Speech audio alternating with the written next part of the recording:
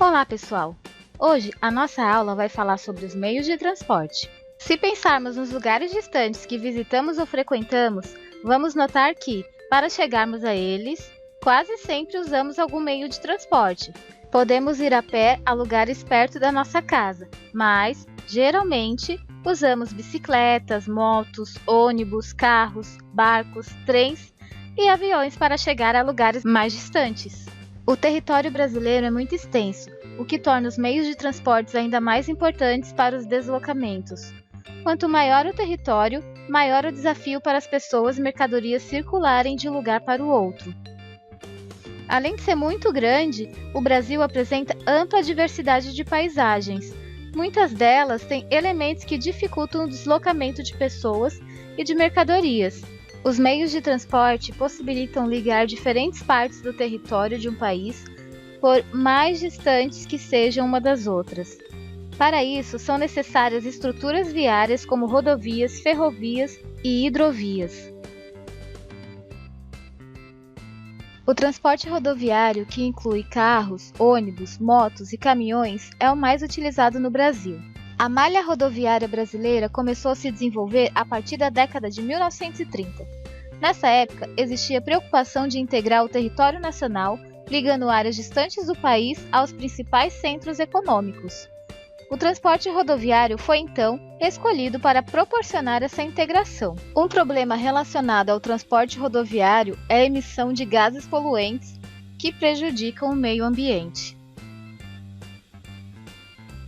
Vamos falar um pouco sobre o transporte ferroviário. O sistema ferroviário integra poucas áreas do território brasileiro. As primeiras ferrovias foram implantadas no país na década de 1850 para transportar produtos agrícolas e minerais aos portos para exportação. Além de ser adequado às longas distâncias, o transporte ferroviário tem como vantagens a baixa emissão de poluentes e a grande capacidade de carga. Ainda no século XIX, em algumas áreas urbanas do Brasil, passaram a ser utilizados bondes, veículos movidos à eletricidade, que, assim como os trens, se movem sobre trilhos. Os bondes serviam para o transporte coletivo de pessoas.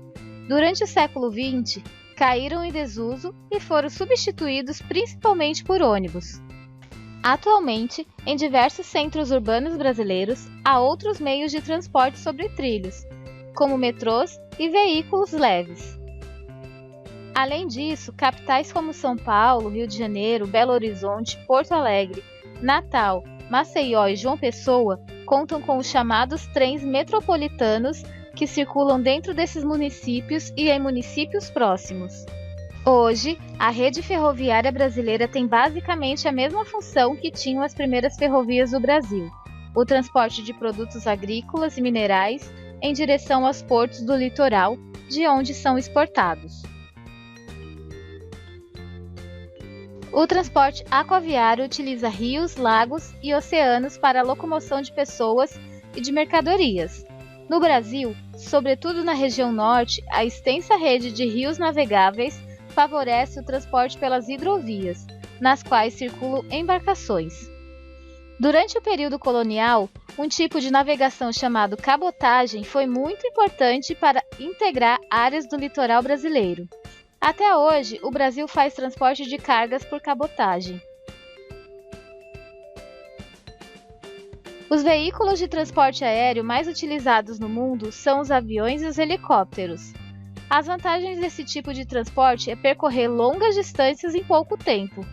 No Brasil, os aviões transportam muitas pessoas e cargas, mas essa opção não está disponível a todos.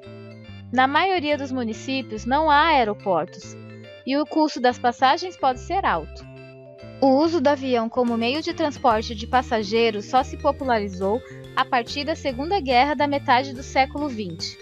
Além disso, as pessoas que desejassem viajar longas distâncias precisavam usar trens ou navios que atravessassem os oceanos. Os deslocamentos que podiam levar muitos dias passaram a ser realizados em apenas algumas horas com o uso de aviões. Muitas cargas também são transportadas em aviões, permitindo que cheguem a seu destino com muito mais rapidez. E por hoje é só.